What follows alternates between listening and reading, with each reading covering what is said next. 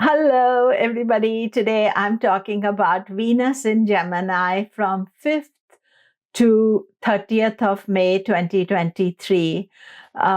So Venus is mostly on its own. It has Mars is there for a little while, but he leaves on 10th of May. So Venus has its own transit for some time.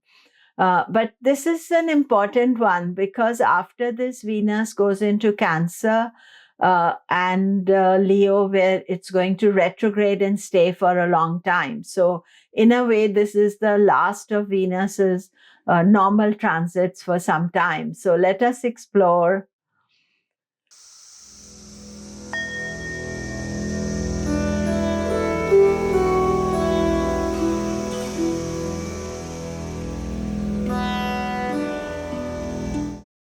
Hello, I'm Komilla Sutton, and we are talking Venus in Gemini. Do remember to subscribe, press the bell notification. So Venus in Gemini is from 2nd to 30th of May. It is going to be in a friend sign. It's okay. Usually Gemini is multitasking, doing many things. And, as Venus moves into Gemini, Mars is there. Mars and Venus have a distant relationship. They're not very close together, and there is no exact conjunction.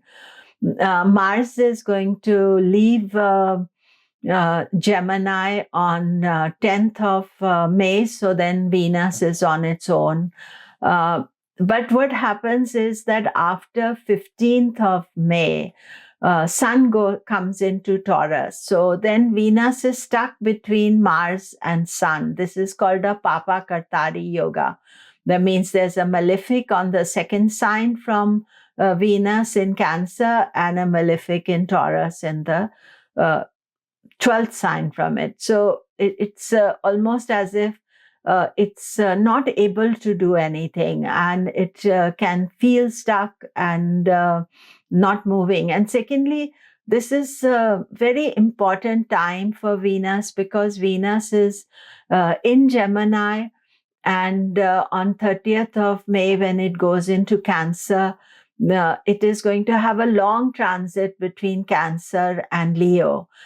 Because this year Venus is going to retrograde in July, and it is going to then come back to Cancer, then go back again into Leo. So this is something we are going to be watching later on.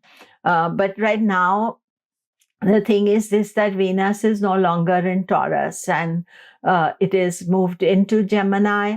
And so that support Venus was giving in its own sign is not there. And as you know, that the planets are not that comfortable just now. And sometimes it is Venus being stuck can also have impact on our feel-good factor because, Venus is a planet of happiness or contentment, and Jupiter, the other planet of contentment, is with Rahu. So we just need to pass this time and slowly, and that would be the best. On 5th of May, there's a lunar eclipse in Libra, and this eclipse is a full moon eclipse, and Ketu is there, and Venus is ruling Libra. So actually from Libra, Venus is in Gemini, which is a good position. From Libra, Gemini is the 9th sign. So that is a good position for Venus. And as yet, Venus is not in a papakartari yoga. So I would feel that the lunar eclipse, Venus's role is going to be pretty strong and positive. But as we go to the later part of this Venus transit, then definitely to watch out for. And if you feel stuck, then you know why it is. So how does it affect you? Aries, Gemini is your third house of confidence and courage and activity and communication. Venus definitely helps you to communicate with people, so that is a good transit for you. Taurus, Gemini is your second house of money, savings. And I think that you have to think little long term, because Venus is going to turn retrograde in July, and it's in Cancer Leo for a long time. So do watch that next video I make. But at the same time, right now, maybe you feel start of the month more freedom. But after 15th, when Mars and Sun are squeezing you, then, you just need to take it a day at a time. Gemini, Venus is coming calling. This is a good transit for you. Extremely positive and happy energy for you. So enjoy it. Cancer, Venus is in your 12th house. 12th house is house of expenses and loss. So you do need to be careful that you're not spending too much, and you think that spending will make you happy. Yes, you can spend what you can afford, but don't go over the top with it. And sometimes, efforts you're making, you're not getting the rewards for it. Leo, Venus is in Gemini, which is the 11th house of money and finances and earnings. And your mind is definitely concentrating on those areas, but there is a squeeze on your earnings. Sometimes you are not able to get as much as you want. On a normal time, Venus's transit would be good for you, but because of this papakartari to Gemini, you may find that your earnings are not as robust. Venus is in your 10th house. That's a good transit. This is a good time for you. Even though, Mercury is still transiting your 8th house throughout this transit, and it's retrograde. And I would say Venus brings some good energy for you, good luck. Venus has been good for you, even the Taurus transit, and now going into Gemini also, it is continuing its good work. Libra, Venus in Gemini, much better for you than Venus in Taurus. Taurus is your 8th house, so it's not very stable there. Whereas Gemini is the 9th house, good luck, good opportunity, general positive aspect. It can bring knowledge and wisdom and opportunities too. Scorpio, Gemini is your 8th house. So this is not the easiest transit for you. The start of Venus transit, Mars and Venus are in your 8th house. And then Mars goes out of Libra, but it is debilitated. And so Venus on its own is not able to give anything. Fortunately, it's a short transit.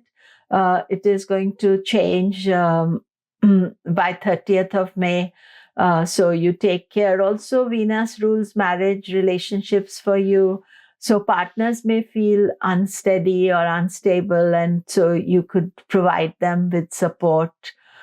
Sagittarius, Gemini is your 7th house of love and marriage and relationships. So definitely Venus visiting there is quite nice and comfy and good.